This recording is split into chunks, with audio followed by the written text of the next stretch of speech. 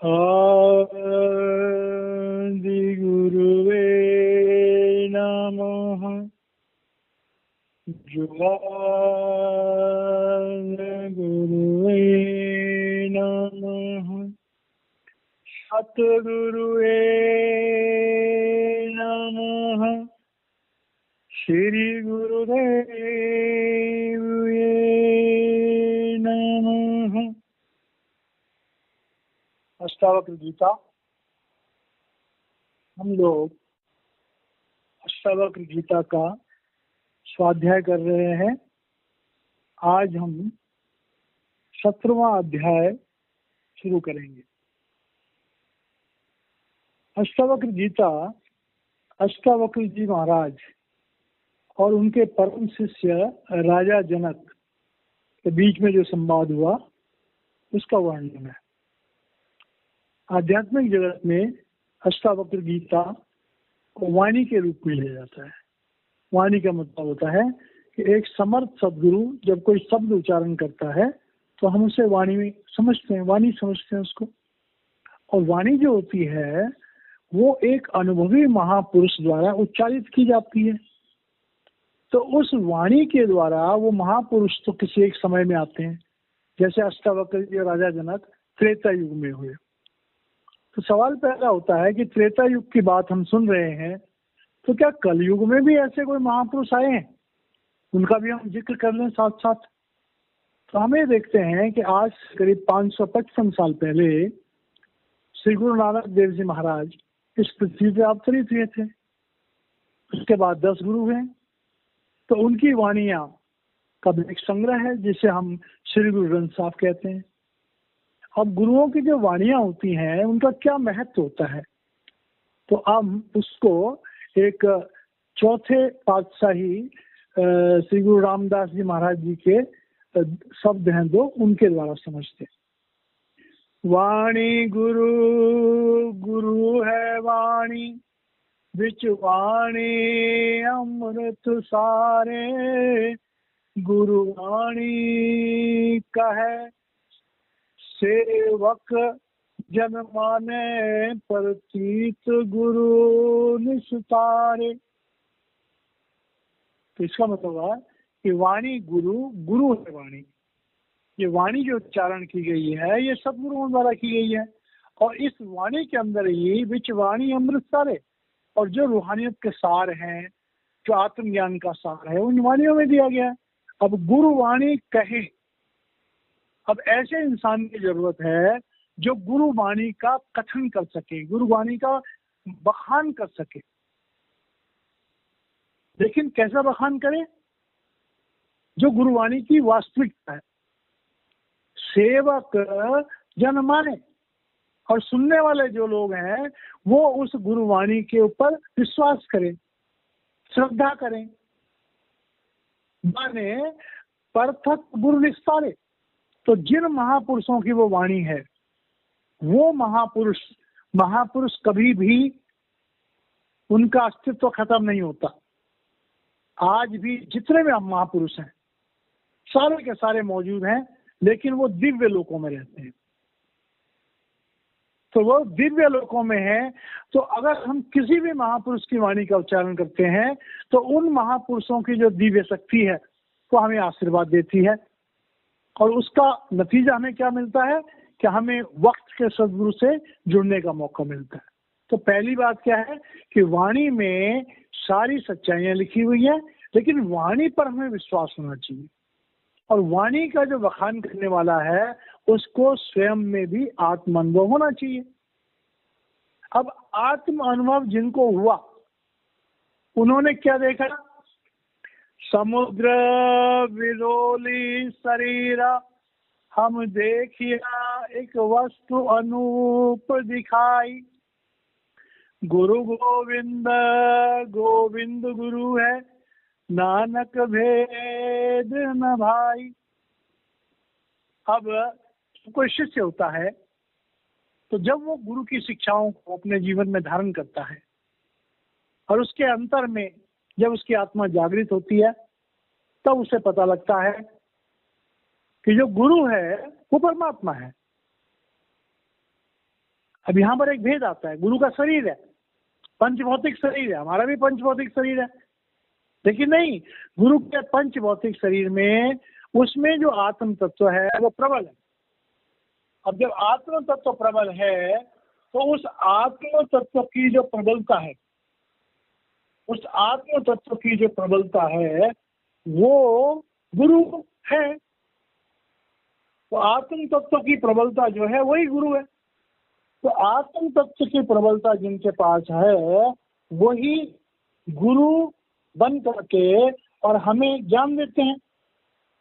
तो वो लोग जिनकी आत्म तत्व की प्रबलता है और जब वो हमें ज्ञान देते हैं तब हम उस ज्ञान के सही अनुभव को समझ पाते हैं। तो इसी तरह से यहाँ पर जो अष्टावक्र जी हैं वो हमें ज्ञान दे रहे हैं। अब ये वाणी जो है ये चौथी पातशाही श्री गुरु रामदास जी महाराज जी की थी, और श्री गुरु रामदास जी महाराज जी में पहली पातशाही श्री गुरु नानक देव जी महाराज जी की आत्मा काम कर रही थी, उनकी शक्ति काम कर रही थी। तो आइए हम श्री गुरु नानक देव जी महाराज जी के महत्व को भी समझें। तो श्री गुरु नानक देव जी महाराज जो है परमात्मा का साक्षात रूप थे। अब गुरु जब दुनिया में आता है तो अपने शिष्यों का संशय दूर करता है। तो ज्ञान तो बहुत लोगों के पास होता है, लेकिन गुरु आकर के उन चीजों को प्रकट करता है जो एक आम इंसान के बस की बात नहीं होती है। संसार के जो भी मौखिक ज्ञान है, जो भी किताबी ज्ञान है, उनसे वो ताकत कभी प्राप्त नहीं हो सकती है जो एक सच्चे सदगुरु के अंदर परमात्मा द्वारा भेजी जाती है। अब पहली पातशाही श्री गुरु नानक देव जी महाराज जी ने इस पृथ्वी पर आकर के, इस कलयुग में आकर के और इंसानों को अपनी आत्म शक्ति से, वो प्रभु शक्ति जो उनके अंदर काम कर रही थी, उससे कुछ ऐसे कौतक करके दिखाए जिससे लोगों को विश्वास हो गया कि प्रभु है, सदगुरु की एक अलग शक्ति होती है। एक दृष्टांत हम लेते हैं। ये दृष्टांत है कि भाई लालो के पास अहमदाबाद में गुरु नानक देव जी महाराज की ये पहली उदासी है, पहली यात्रा है पूर्वी प्रदेश की तरफ।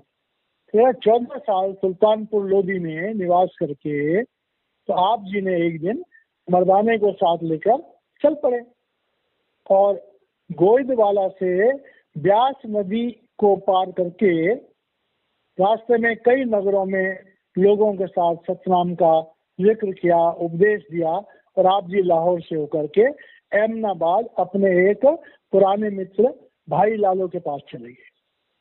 अब भाई लालो जो है आप जी को देख करके बड़ी श्रद्धा से और उसने आपका स्वागत किया। अब भाई लालो के पास जब आप रह रहे थे तो कोई भी महान हस्ती जब किसी गांव में जाती है, किसी शहर में जाती है, तो चर्चा तो चारों तरफ हो जाता है। अब उनका चर्चा जो है अहमदाबाद में पूरे शहर में उनका चर्चा हो गया कि ऐसे करामाती बहुत बड़े संत आए, बहुत बड़े फकीर आए। तो अहमदाबाद का उस समय जो नगर मुखिया था उसका नाम था मलिक भागो। जैसे कि बड़े बड़े रईसों का अपना एक अंदाज होता है कि वो अपने प्रभुत्व को बनाए रखने के लिए बड़े बड़े भोज करते हैं और उसमें बड़े बड़े लोगों को बुलाते हैं, बड़े बड़े क्षत्रिय राजाओं को, ब्राह्मणों को, साधुओं को, फकीरों को बुला करके और अपने प्रभुत्व को दिखाते हैं। उसमें उनकी श्रद्धा इतनी नहीं होती है जितना अपना प्रभुत्व दिखाना होता है। तो जो मलिक भागो था उसने एक बहुत बड़े भोज का आयोजन किया और उसमें उसने जितने भी प्रतिष्ठित लोग थे उन सबको बुलाया। क्षत्रिय थे, ब्राह्मण थे, साधु थे, फकीर थे। तो उसने जो है न्योता गुरु नानक देव जी महाराज जी के लिए भी भिजवाया, लेकिन क्योंकि वो अहंकारी था इसलिए वो कोई गुरु जी के पास जाकर के और कोई इसने नाम तो किया नहीं है, कोई जाकर संदेशा तो दिया नहीं। उसका जनरल संदेशा था कि जाओ भाई सब फकीरों को बोल दो कि आओ खाना खाने के लिए, भोजन करने आना। अब जब मलिक भागो को पता लगा कि भाई शहर में एक ऐसा फकीर है कि जो उसके ब्रह्म भोज में नहीं आया, तो उसे तो एकदम अपना सम्मान पे बड़ी चोट लगी। उसने अपने आदमी भिजवाए और जा करके पता लगा उसको कि भाई लालो के यहाँ जो है वो विश्राम कर रहे हैं। तो उसके सिफत सलार गए और भाई लालो के यहाँ से गुरु नानक देव जी महाराज जी को बुलवा लाए। अब गुरु नानक देव जी महाराज जब उसके पास गए तो दोनों जहानों के मालिक, उन्हें उसका चीज बात का डर था। महापुरुष जो है वो बिल्कुल सच्ची बात कहते हैं।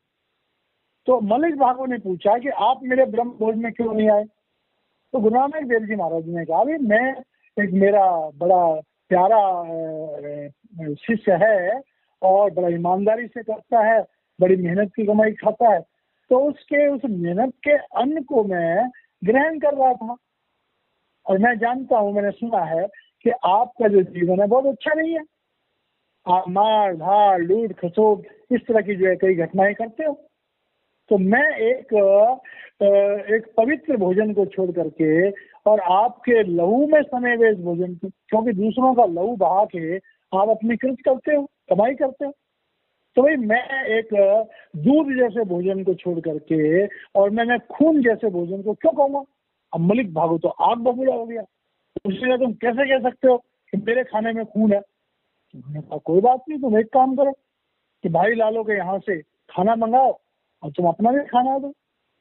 तो भाई लालो के यहाँ से जो है वो सूखी रोटी आ गई, मलिक भागो के यहाँ से तरह तरह के भोजन थे। गुरु नानक देव जी महाराज जी ने एक हाथ में भाई लालो की जो सतनाजी की रोटी थी वो पकड़ी और दूसरे हाथ में मलिक भागो का जो पकवान थे वो पकड़े और अपनी दिव्य शक्ति से दोनों को निचोड़ा। तो भाई लालो के उस रोटी में से तो दूध के कतरे गिरने लग गए और मलिक भागो के खाने में से खून के कतरे गिरने लग गए। तो ये जो बात है, जब मलिक भागो ने इस बात को देखा तो उसे अपनी गलती का एहसास हुआ और उसने गुरु नानक देव जी महाराज जी के लिए अपनी श्रद्धा जताई। तो ये दृष्टांत जो देने का यहाँ पर मतलब है वो ये मतलब है कि देखिए, दुनिया का इंसान कोई कितना ही पढ़ा लिखा हो, संसार के सारे ग्रंथों का आलिम, तो क्या उसमें ये ताकत हो सकती है कि वो भोजन को निचोड़ करके ईमानदार आदमी के भोजन में से दूध टपका दे और बेईमान के खाने में से लहू टपका दे? तो ऐसा काम एक साधारण इंसान तो कर नहीं सकता। तो जिसमें परमात्मा की शक्ति काम करती है वही ऐसा काम कर सकता है और उसी को हम सदगुरु कहते हैं। जहाँ साक्षात परमात्मा काम कर रहा होता है उस शरीर को, उस घट को हम, उस पोल को हम सदगुरु कहते हैं, परमात्मा स्वरूप सदगुरु कहते हैं। तो ये बात जो है ये हमारे 555 साल पहले की है। अष्टावक्र जी की त्रेता युग में है, और वो कितने हजार साल पहले थे, लाख साल पहले थे, उसका अंदाजा अलग अलग लोगों ने अलग अलग लगाया है। तो अब ये 17वां अध्याय जो है इसमें अष्टावक्र द्वारा जीवन मुक्त की स्थिति का वर्णन। अब इस अध्याय में राजा जनक को आत्मज्ञान तो हो चुका है, लेकिन आत्मज्ञान को दृढ़ कराने के लिए कि भाई आत्मज्ञान फलीभूत होता रहे, उसको दृढ़ कराने के लिए यहाँ पर हमें अष्टावक्र जी राजा जनक को संबोधित करते हुए कह रहे। सूत्र पहला है, तेना ज्ञान फलम प्राप्तम योगाभ्यास फलम तथा प्रत्यह सच्चेन्द्रियो नित्यम एकाकी रमते तु यः।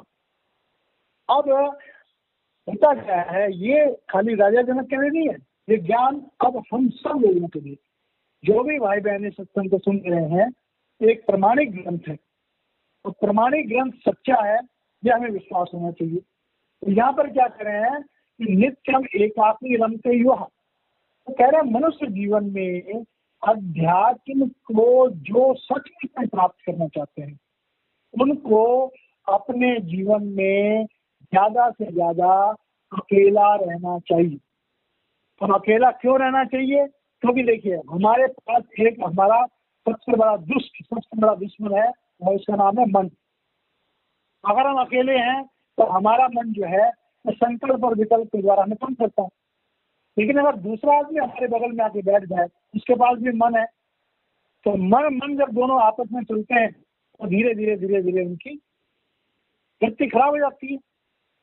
कभी कोई तकरार हो जाएगी, कभी कोई बात हो जाएगी, कभी कोई सलाह हो जाएगी। तो भजन अगर करना है, अध्यात्म में तरक्की करनी है, तो हमारा जीवन पहली बात तो एकाकी होनी चाहिए। ज्यादा से ज्यादा हमें अकेला रहना चाहिए। जो भाई बहन सत्संग को सुन रहे हैं, जिस मर्जी उम्र के हों, उनसे मेरी प्रार्थना है कि कम से कम रात को तो अकेले सो।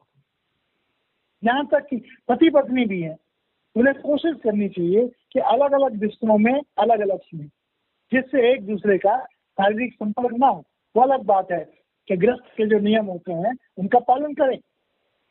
गृहस्थ में संतान उत्पत्ति बहुत जरूरी होती है, उसका पालन करें। लेकिन रोजमर्रा की जिंदगी में जहां तक हो सके इंसान को अलग अलग सोना चाहिए। उससे क्या होता है, रात में हमारी वृत्ति सतोगुनी हो जाती है। तो कह रहे हैं, एक तो हमें अकेला जीवन बिताना चाहिए, दूसरा है तृप्त स्वच्छ इंद्रिय, और हमारे जीवन में तृप्ति होनी चाहिए। वासना को भोगने से कभी इंसान को तृप्ति नहीं होती। जितनी हम वासनाओं को भोगते हैं, हमारी वासनाएं उतनी ज्यादा भड़क जाती हैं। आग में अगर पेट्रोल डालते रहोगे तो आग भड़कती रहेगी, आग में पानी डालोगे तो आग बुझ जाएगी। इसमें हमारी वासनाओं की जो आग है, इसमें हमें ज्ञान रूपी पानी डालना पड़ेगा। तो वो पानी है तृप्ति। कि हमें कम से कम एक नियम बनाना चाहिए कि वासनाएं हमारे जीवन में कितनी जरूरी है। जरूर भोगो उनको, लेकिन जैसे ग्रस्त है, जरूर भोगो वासनाओं को, लेकिन शरीर को वासनाओं की मशीन मत बना दो कि हर घड़ी वासनाओं में लिप्त है। ऐसा नहीं। तो कह रहे हैं तृप्ति, हमारी इंद्रियों को कहीं ना कहीं तृप्ति होनी चाहिए और इन्हें पवित्रता की तरफ हमें ले जाना चाहिए। हमारी आंख की इंद्रिय है, उसमें पवित्रता होनी चाहिए। हमारी कान की इंद्रिय है, उसमें पवित्रता होनी चाहिए। स्वाद की इंद्रिय में पवित्रता होनी चाहिए। सूंघने की इंद्रिय में पवित्रता होनी चाहिए। स्पर्श की इंद्रिय में पवित्रता होनी चाहिए। तो खैर तेन ज्ञान फलम, तो भाई बहन सत्संग सुन रहे और अपने जीवन को सुधारेंगे ही नहीं, अपनी गलतियों को नोट ही नहीं करेंगे, तो क्या मिलने वाला उसको। योग अभ्यास फलम तो था। अब तुम कोई आदमी है तो साधना कर ले, भजन सिमरन कर ले, लेकिन अगर उसका जीवन में अगर वो सुधार नहीं करेगा, अगर वासनाओं से हटेगा नहीं, झूठ बोलना बंद नहीं करेगा, कपट करना बंद नहीं करेगा, धोखा देना बंद नहीं करेगा, तो भाई कहाँ से फलीभूत होगा। तो कह रहे हैं न तो ज्ञान फलीभूत हो सकता है और न ही योग अभ्यास फलीभूत हो सकता है, जब तक हम अपने जीवन में कम से कम तृप्ति, शांति न लाए, संतोष न लाए, और इंद्रियों को कितना और कब यूज करना है उसका नियम न बनाए, और अपने जीवन में एकांत में रहना शुरू न करें। जो भाई बहन सत्संग को सुन रहे हैं, अगर वो अपने जीवन में, अपने रात के जीवन को अगर एकाकी बना ले, तो वंडरफुल, इतना बड़ा परिवर्तन उनके जीवन में आएगा कि वो कल्पना भी नहीं कर सकते। तो ये बात इसलिए कह रहे हैं कि राजा जनक की रानियां हैं, और रानियां हैं तो रानियों के साथ अगर वो व्यवहार करता रहेगा, भले जितना मर्जी भजन सिमरन करता रहे, तो जितना वो भजन सिमरन करेगा, अगर रात में वो रानियों के साथ रहेगा तो उसका भजन सिमरन उतना बेकार हो जाएगा। आगे कह रहे हैं न कदाचित जगत यस्मिन् तत्व तो हंता किद्यति। और कह रहे हैं कि संसार में, इस जगत में जो इंसान तत्व ज्ञान को जानने वाला है, उसे कभी क्षोभ नहीं होता, उसे कभी दुख नहीं होता। क्यों? तो सच्चाई से जान जाते हैं, उसकी अपेक्षा कम हो जाती है। इसे पता लग जाता है कि हमारे जीवन का महत्व क्या है, क्यों प्राप्ति है। यत एकेन तेन इदम पूर्णम ब्रह्मांड मंडलम। तो कहते हैं वो सब अच्छी तरह जानता है कि संपूर्ण ब्रह्मांड जो है वो एकमात्र प्रभु की अभिव्यक्ति है, और जो भी हमें संसार में दिखाई देता है वो अलग अलग रूपों की अभिव्यक्ति है। समस्त ब्रह्मांड परमात्मा की, एक परमात्मा की अभिव्यक्ति है। दिखाई देते समय ये पिंड का भी देश है, इसमें हमें हर चीज अलग अलग दिखाई देती है। लेकिन अगर हमारा तत्व ज्ञान प्रकट है, अगर हमारी आत्म जागृति है, तो हम इस बात को जान जाएंगे कि एक ही पुरुष एक ही प्रभु समस्त जीवों में अलग अलग रूपों में दृष्टिगोचर है।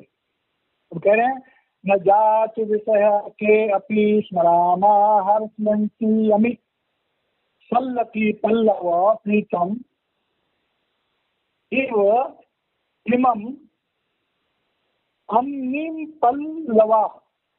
अब एक एग्जाम्पल दे रहे कि सल्लकी नामक की जो बेल होती है बड़ी ही स्वादी होती है। सल्लकी पल्लवा, सल्लकी नाम की जो बेल होती है वो बड़ी ही मीठी होती है और हाथी को वो बड़ी पसंद होती है, हाथी उसको खाकर बड़ा पसंद करता है। सल्लकी पल्लव प्रीतम, हाथी को सल्लकी नाम की जो बेल होती है उसको खाने में बड़ा मजा आता है। लेकिन अरे कह रहे हैं वो इमाम निम्ब पल्लवा, लेकिन कहते हैं कि अगर उसे सामने से नीम के पत्ते अगर दिखाई दे जाए या नीम के पत्ते उसके खाने में आ जाए तो क्या वो उन नीम के पत्तों में कोई इंटरेस्ट रखेगा? कह रहे हैं न जात विषय के अभी, कह रहे जैसे हाथी सल्लकी नाम के बेल को खाने में बड़ा आनंद उसको मिलता है तो क्या वो फिर नीम के पत्ते खाएगा? अभी नहीं खाएगा उसको।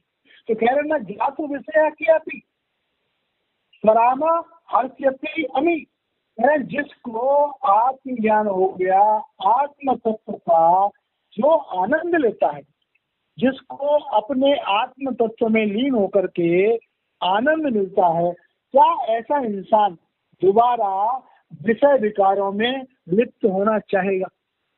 प्यारे भाइयों बहनों, हम में से कई लोग जो सत्संग सुन रहे हैं, बहुत सारे लोग होंगे जिनके जीवन में एक सच्चा गुरु होगा, जो भजन सिमरन करते होंगे, जिनका अंदर में शब्द खुला होगा। जिन संसार की वासनाओं में शुरू में बड़ा आनंद आता है, जब हमें आध्यात्मिक तरक्की होती है तो ये सोचो कि वो वासनाएं ऐसी लगती हैं जैसे बिच्छू डंक मारता है। जिन वासनाओं से हमें पहले बड़ी आनंद मिलता है, बड़ी खुशी मिलती है, बाद में वो वासनाएं ऐसे लगती हैं जैसे हमें बिच्छू ने काट लिया। इंसान उन वासनाओं को नजदीक भी नहीं जाना चाहता, जैसे हम बिच्छू और सांप के नजदीक भी जाते हैं, ऐसे जिनको आत्मज्ञान होता है स्वरामम, जो अपनी आत्मा में आराम करते हैं, जिनको अपनी आत्मा का ज्ञान हो जाता है, जिनको आत्म तत्व में प्रसन्नता मिलती है, जिनका शब्द खुला होता है, जो शब्द धुन में प्रणव की धुनी में 24 घंटे मस्त रहते हैं, वो संसार की वासनाओं की तरफ देखते भी नहीं। 3 लोक की संपदा तृण समझ जाने का। एक साधु के लिए अगर तुम अंबार भी लगा दो तो उसके लिए उसकी कोई वैल्यू नहीं उसके लिए। जैसे कि हाथी जो है वो सल्लक की बेल को जितने प्यार से खाता है, नीम के पत्तों की तरफ, वो दूर से सुन के उसको अलग हट जाता है। तो ऐसा हमारा जीवन होना चाहिए। ये राजा जनक को समझा रहे हैं कि तेरे राज में, तेरे महल में हजारों तरह के अट्रैक्शन है, हजारों तरह की वासनाएं, हजारों तरह के मन उलझाने वाली बातें हैं, लेकिन अगर तू अपने आप को उस आत्मज्ञान से जोड़े रखेगा, शब्द की पकड़ में रहेगा, तो वासनाओं की तरफ तेरा जो है ध्यान नहीं जाएगा। तो कह रहे हैं यह तू भोगेषु भुक्तेषु न भवति अधिवासितः अभुक्तेषु निराकांक्षी तादृशो भव दुर्लभः। अब यहाँ पर क्योंकि हमारे जीवन में जब हमारे जीवन में कोई गुरु आता है तो गुरु के मिलने से पहले हमारे बहुत सारे जीवन के पहले के ऐसे कर्म होते हैं कि जो भोगों से लिप्त होते हैं, और हमने भूतकाल में जो भोग भोगे होते हैं वो भी वर्तमान काल में हमारे सामने विचारों में आते हैं। तो यह तू भोगेषु भुक्तेषु, कह रहे जो भोग पहले भोगे गए हैं, जो भोग पहले भोगे गए हैं, न भवति अधिवासिता, हमें उनसे भी आसक्ति है। कितना साइकोलॉजिकल ग्रंथ है। राजा जनक राजा अष्टावक्र के मिलने से पहले जरूरी बात है उसके जीवन में भी काम वासनाएं रही होंगी, और काम वासनाओं की जो आसक्ति होती है, जो अनुभूति होती है, कई बार बड़ी अद्भुत होती है, और उस अनुभूति को भूल ही नहीं पाते। समझने वाली बात है। कि हमारा मन हमें इतना तंग करता है। भूतकाल में अगर कोई हमें मजा आया हो किसी चीज में, चाहे भोजन ही है, हमने बड़ी गजब की खीर खाई, तो बार बार हमारे मन में वो भावना उठती है और मन उसकी याद दिलाता है। तो कह रहे हैं, राजा जनक को समझा रहे हैं कि भाई तुम अपने भूतकाल में जो भोग तुमने भोगे हैं, कहीं तुम्हारे मन में उन भोगों की जो रस की अनुभूति है वो अभी तो नहीं है। और अभिभुक्तेषु निराकांक्षी, और अभी जो तुम्हारे दिल में ये था कि मैं, जैसे कई लोग होते हैं उनकी कई रानियां होती हैं, उम्र के साथ साथ वो छोटी उम्र की रानियां और अपने साधना करते रहते हैं, तो भविष्य में मैं इस भोग को भोगूंगा, ये भी भावना नहीं होनी चाहिए। अब ये एक आम इंसान के लिए बहुत बड़ी शिक्षा है। जो भाई बहन सत्संग को सुन रहे हैं वो अपने जीवन में झांक के देखें। पहली बात तो ये, क्या हम किसी सच्चे गुरु से जुड़े? अगर नहीं भी जुड़े तो क्या हम अध्यात्म से जुड़े? क्या हम भोग से जुड़े? अगर हम भोगों से जुड़े हुए थे, तो क्या हमारी जिंदगी में आज कोई सच्चा सदगुरु है? नहीं है तो भाई ढूंढो। अब कोई कहे कहाँ ढूंढे? भागवत में आता है कि भाग्योदयन बहुजन समर्जितम सत्संगम के लपटे पुरुष। तुम परमात्मा से प्रार्थना करो, परमात्मा तुम्हें अपने आप किसी सच्चे सदगुरु से जोड़ देगा, अपने आप तुम्हें सत्संग सुनने को मिल जाएगा। यूट्यूब पे सर्च कर रहे, अचानक एक सत्संग सुनने को मिल गया, अचानक किसी सदगुरु को पता लग गया, तो परमात्मा सारा इंतजाम करता है। और अभी अभुक्तेषु निराकांक्षी, भविष्य में भी कोई एक खास भोग को भोगने के लिए हमारे मन में इस तरह का कोई भाव नहीं होना चाहिए। आदृष्टो और दुर्लभा, तो कह रहे हैं ऐसा तुम्हारा जीवन होना चाहिए। और यही एक सच्चे परमार्थी की निशानी होती है। नामदान से पहले सारे के सारे पवित्र थे, ऐसा बड़ा मुश्किल है, संभव नहीं है। नामदान से पहले हमने जो कुछ किया हमारा गुरु उसकी संभाल करेगा। नामदान के बाद हमें अपने जीवन को सुधारना चाहिए, मर्यादा से जीना चाहिए, और गुरु भी इस बात का संकल्प लेता है। जब नामदान मिलता है, गुरु कहता है एक परमपिता परमेश्वर में विश्वास करो, मर्यादा में रहो, धर्म का पालन करो, सदा सच बोलो, अपना कृत अपनी कमाई जो है वो पवित्र रखो, कमाई का 10वां हिस्सा परमात्मा में लगाओ, नशों से दूर रहो। तो सारे महापुरुष से बात कहते हैं। तो कह रहे हैं कि ये चीजें अगर सचमुच में है जनक, तुम सचमुच में एक आत्म तत्वदर्शी बनना चाहते हो, तो आज तक तुमने जो भोग भोगे हैं उनको भी भूल जाओ। आगे तुम्हारे सामने जो भोग आएंगे उनकी तरफ से मत देखना। तो इस तरह से तुम दुनिया से अनासक्त हो जाओगे। अगला सूत्र है भू भूख छे संसारे मुमुक्षुरापि दृश्यते भोग मोक्ष निराकांक्षी बिरलो ही महासे। अब राजा जनक को थोड़ा सांत्वना दी है। क्या कह रहे हैं कि बुभुक्ष संसार, कह रहे हैं कि तुम ये बात समझिए, इस संसार में ऐसे लोग भी तुम्हें मिलेंगे जो भोग की इच्छाएं में लीन होंगे। तुम राजा हो, बहुत सारे तुम्हारे बड़े बड़े राजा मिलेंगे, तुमको बड़े बड़े रईस मिलेंगे जो कि भोग भोग रहे हैं इस दुनिया में। ये हमारे लिए भी है। हमारे बहुत सारे मित्र होते हैं, कोई शराब पीता है, कोई नशा करता है, किसी इंसान का जीवन अच्छा नहीं होता है, कोई झूठ बोलता है, कोई कपट करता है, और हमें उनके साथ रहना भी पड़ता है।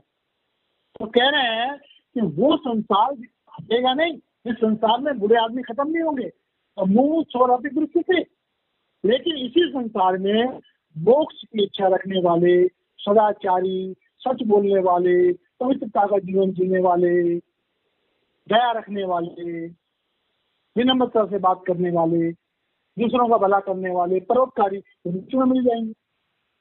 तो संसार में अच्छे और बुरे लोग सृष्टि के शुरुआत से थे, हैं और रहेंगे। तो तुम्हें क्या करना है? भोग मोक्ष निराकांक्षी। अब तुम्हें न तो अपनी निगाह भोगों की तरफ देनी है और न अपनी निगाह तुम्हें मोक्ष की तरफ देनी है। क्यों? तो मोक्ष की तुम प्राप्त कर चुके हो। अगर मोक्ष की तरफ देखो, ये बहुत बड़ी काम की बात। हम शुरू में किताबें पढ़ते हैं, हम शुरू में सत्संग सुनते हैं, किताबें हमें जिज्ञासा पैदा करती है, सत्संग हमें जिज्ञासा पैदा करती है, सेवा हमें जिज्ञासा पैदा करती है। चाहे तन की सेवा हो, चाहे धन की सेवा हो, चाहे मन की सेवा हो, चाहे श्रोत की सेवा। हम अपने धर्म स्थानों, चाहे मंदिर हो, चाहे मस्जिद हो, गुरुद्वारा हो, चाहे कोई आश्रम हो, हम जाके सेवा करते हैं। सेवा से हमें भाव मिलता है, सेवा से हमारी जिज्ञासा मिलती है। जिज्ञासा पूर्त होती है जब हम अपने आप को, अपने जीवन को सुधारते हैं, अपना चरित्र सुधारते हैं, अपने इंद्रियों पर अंकुश रखते हैं। अब इंद्रियों पर अंकुश रखने के बाद जब हम ध्यान में बैठ करके अपनी इंद्रियों को अंतर्मुख करते हैं, तब हमारे जीवन में हमें असली दौलत मिलती है। तो उसी का यहाँ जिक्र कर रहे हैं कि भोग मोक्षो निराकांक्षी बिरलो ही महाशय। इस संसार में ऐसे बड़े बिरले इंसान होते हैं जो संसार की अच्छाइयों और बुराइयों की तरफ ध्यान नहीं करते हैं, और उनका हर समय ध्यान होता है कि मैं अपने जीवन को कैसे सुधारूं, मैं अच्छा इंसान कैसे बनूं, मैं अपनी गलतियों को कैसे सुधारूं, मैं अपने समय का सदुपयोग कैसे करूं, मैं ज्यादा से ज्यादा भजन कैसे करूं, समय मिलने पे परोपकार कैसे करूं, दूसरों की भलाई कैसे करूं। जब ये भावना हमारे दिल में आती है तो हर भावना के साथ हमारी आत्म जागृति होती है, हमें बूस्ट मिलता है। हमारा गुरु अगर हमारी जिंदगी में गुरु है तो गुरु शरीर नहीं, गुरु हर घड़ी हर पल हमें देख रहा है। जब कोई हम अच्छा काम करते हैं गुरु बड़ा खुश होता है, वो हमें अपनी तवज्जो देता है, हमारा ध्यान में मन लगता है। एक अच्छा काम करो, काम को भजन करोगे, भजन करने में मन लगेगा। अगर कोई गलत काम करोगे, भजन करने बैठोगे, भजन में मन नहीं लगेगा। तो हमारा गुरु, एक सच्चा गुरु, एक आत्मज्ञानी गुरु जब नाम देता है तो अपने दिव्य रूप को अपने शिष्य के आज्ञा चक्र पर स्थापित कर देता है, और उस शिष्य को तब तक नहीं छोड़ता जब तक उस शिष्य को ले जाकर के सत्पुरुष की गोद में न बिठा दे। एक सच्चे गुरु का यही एक परिचय होता है कि उसका शब्द रूप भी होता है, उसका नूरी रूप भी होता है। वो हमें अपनी तवज्जो के द्वारा हमारी आत्मा को पिंड अंडर ब्रह्म से ऊपर ले जा सकता है, हमें अपने गोद में बिठा करके वो ब्रह्म से परे करता है और सत्पुरुष की गोद में जाकर के बिठा देता है। तब जाके उसका काम पूरा होता है। परमात्मा सतगुरु को दुनिया में भेजता है कि जाओ उन रूहों को लेके आओ। तो उन रूहों को जब तक गुरु सत्पुरुष की गोद में नहीं बिठा देता है तब तक उसका काम पूरा नहीं होता, चाहे वो शरीर भी छोड़ दे। ये बात बड़ी ध्यान से सुनने वाली है, चाहे वो शरीर भी छोड़ दे। जो भाई बहन इस सत्संग को सुन रहे हैं इस बात को अपने दिल में बिठा लें। आज भी जो गुरु नानक देव जी महाराज जी पर विश्वास रखते हैं, जो गुरु अमरदास जी महाराज जी पर विश्वास रखते हैं, जो गुरु अंगद देव जी महाराज पर विश्वास रखते हैं, जो गुरु अर्जुन देव जी महाराज जी पे, रामदास जी महाराज, किसी भी गुरु पर विश्वास रखते हैं, तो ये सोचो कि वो कहीं गए नहीं है। सिख धर्म में 10 गुरु है, 10 के 10 गुरु दिव्य मंडलों में आज भी, लेकिन वो प्रकट होकर के मर्यादा के हिसाब से प्रकट नहीं होते, प्रकट होकर हमें नहीं बता सकते। वो हमें वक्त के गुरु के पास भेज देते हैं और वक्त के गुरु का पता खुद बताते हैं। ऐसा संयोग करते हैं कि हम वक्त के गुरु से जुड़ जाएं। तो ये बात हमें समझनी है, ये बात हमें समझनी है। तो सत्संग जो है वो हमें सच्चाई के साथ जोड़ता है। तो हमारा सौभाग्य है कि हम अष्टावक्र गीता का स्वाध्याय कर रहे हैं, और जैसा अभी एक विचार बना है कि साथ साथ हम कोई कलयुग का ग्रंथ जो है, और कलयुग में जो गुरु शिष्य परंपरा के ग्रंथ हैं, जो संत मत के ग्रंथ हैं, उनमें जो लोग शोध करता है, जिन्होंने गहन अध्ययन किया, उनका ये कहना है कि श्री गुरु ग्रंथ साहब जो है एक सर्वोत्तम किस्म का ग्रंथ है, जिसमें पराविद्या का, गुरु शिष्य परंपरा का एक बहुत ही अद्भुत वर्णन किया गया है। तो हम कोशिश करेंगे कि ये सत्संग की शुरुआत में थोड़ा बहुत उसका भी जिक्र होता रहे, जिससे हमें अष्टावक्र गीता में सपोर्ट मिले। तो इन्हीं शब्दों के साथ मैं वाणी को विराम देता हूँ, और आज हमारा जो ये 17वें अध्याय का 5वां सूत्र हुआ है, 6ठा सूत्र से आगे हम कर लेंगे। जय महाराज जी।